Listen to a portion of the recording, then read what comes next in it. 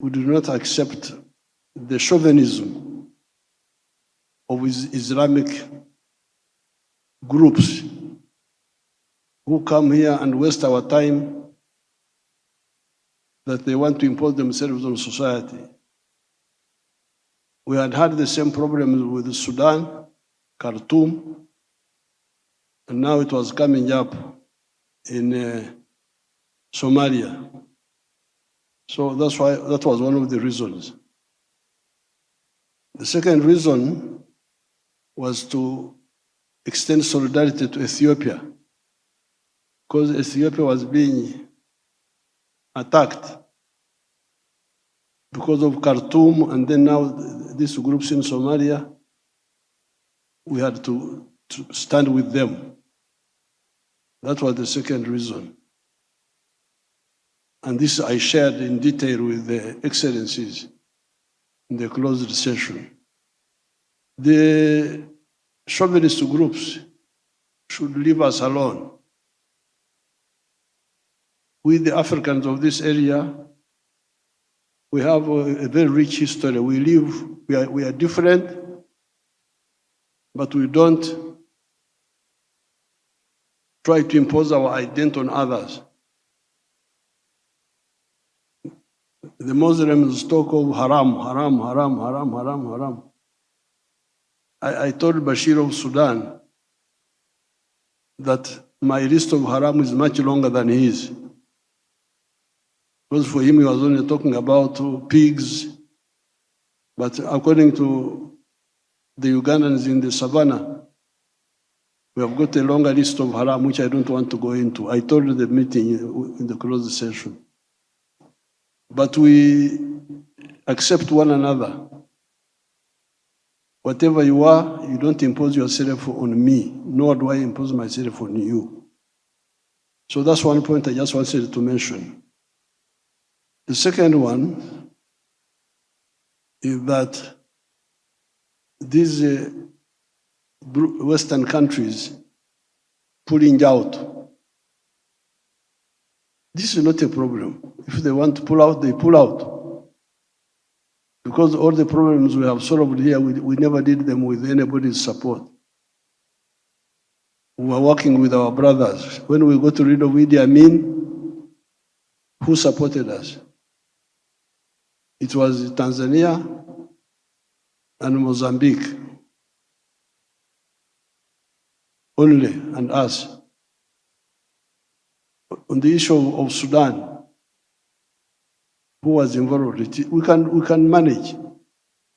That's what we agreed in the closed session, that Somalia is not going to be abandoned because of some other people outside. And we have the capacity. Whether the others pull out or not, we shall manage. These are the 2 points. I thank you very much. This summit was meant for security and the AU mission in Africa, and the problem of financing that exists, and that has been, and the issue of Al-Shabaab and all this, that has been covered very well. But for political matters, that's internal, and with your guidance and your support and your advice, we will do that homework by our own, and not in this communique. That is not local politics of Somalia, must not be internationalized, regionalized, or this communique is going to the African Union, to the United Nations, to everywhere. Somalia is not in a position to accept that. Allow me to begin by expressing the AU's most sincere gratitude to His Excellency President Yoweri Kaguta Museveni and to the government and people of Uganda for the warm hospitality and also hosting the second extraordinary summit of the troop contributing countries, as you did last year in April 2025 and in 2023. Uganda has stood as one of the pillars of Africa's engagement in Somalia for close to 20 years. Its leadership and the sacrifices borne by its forces and by those of all troops and police contributing countries command our deepest appreciation. I wish to pay tribute to all the African soldiers and police officers who have served under the flag of the African Union and made the ultimate sacrifice. Their professionalism and their courage and their sacrifice have enabled Somalia to advance along the path to stability. I'm not going to read all my speech since the communique has been already adopted, but it's my duty as the chair of the African Union Commission to convey 3 messages in front of this august body, august assembly. The number 1 message is that Africa remains fully committed alongside Somalia.